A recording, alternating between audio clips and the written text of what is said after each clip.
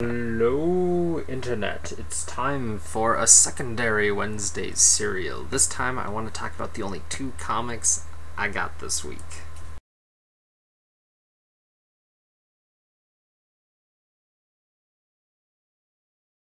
First up is this week's Power Girl number 25, and this was an amazing issue, an amazing wrap up to an amazing arc. And they do a great job building this character, Rehan, which I believe I'm pronouncing wrong, of course. And he's this guy who can control weather, but that's not, his superpowers aren't the interesting thing to him at all. He's this character who came from the Middle East, suffered persecution, hates fighting, hates violence because he saw what it did to his country and what it can do, and just hates being the victim, and was docile forever, and it kept him from his family and cost him so much. Then he finally strikes out and actually tries to save some people on a plane. It's misconstrued, and Power Girl and Batman, the Bruce Batman, who's supposed to be really smart but doesn't come off so much in this issue, eventually figure out, but try to take him down at first because they're confused as well. And they're almost more at fault than this guy who's just trying to get to his dad and see him in his fleeting hours. And at the end, you see Power Girl remiss and resolve the situation, which is a great character point for her, and is part of the reason why I think her as a character and just this book and everything is just so much more powerful than any other Supergirl or Superman book, is because you're never going to get this sort of thing. You're never going to see that character have that kind of fault.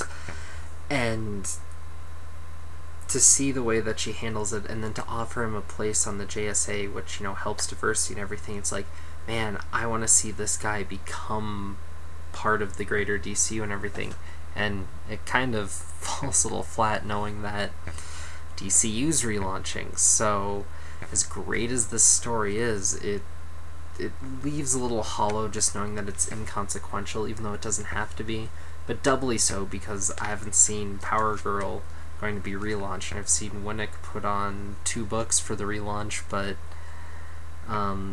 nothing that really grabs me, and that's a shame because he's obviously a good writer, and it's a shame to see this book go down because it's been nothing but stupendous since it restarted.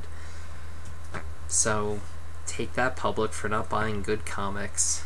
The second book this week was Venom, which I know didn't come out this week, but I forgot to pick it up for whatever reason, and I almost feel bad, except I got to spend a little more time with it this week for it. And this book is also amazing. It just moves, and if you're not really the biggest Spider-Man fan, that's alright.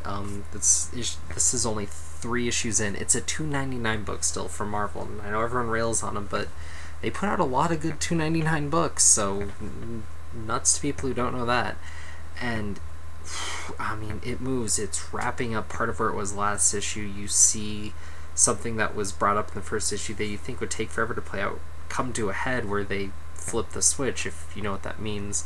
The Venom, don't think that's spoiling too much. And you see the consequences that you normally see with Spider-Man of seeing Flash Thompson here, who is Venom, if you did not know, and how that's affecting his relationship with Betty Brant.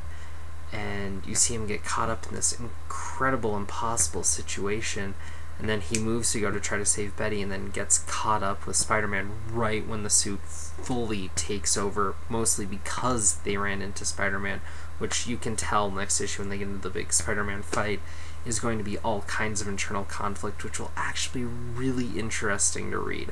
I'm already knowing part of what's going to happen and fascinated to see how it'll play, because the way Remember Right is writing this is just great, and he's playing that duality of the suit and what it affords Flash versus what Flash kind of really hates about it at the same time, all coming to a head. And there's some nuances there that are great, little drips with the capture boxes and everything, just great. And the art on this book is just grand. I don't think they could have picked a better artist to fit this book. I could see him on another book and it just not coming across that great, but on this book he's just astounding. it's such a perfect choice, and then the colors and everything does a great job. I mean, if I had to pick one thing at the art, because it's Spider-Man, they're big on the huge eyes, sometimes that gets played up kind of weird, like they don't want to try to do the expressive things because they know it can't move, but then it kind of comes across, I don't know, sometimes that kind of makes me think, this isn't best, but I mean, it's just all damn good. So those are the 2 books I picked up this week, and I was blown away. And it kind of reminds me that, hey, sometimes you don't have to pick up every comic as long as you're picking up good comics. So, love to hear what you guys are reading, what you're loving to read right now. And, yeah. Hit you soon with another comic review. Peace, love, and a pint.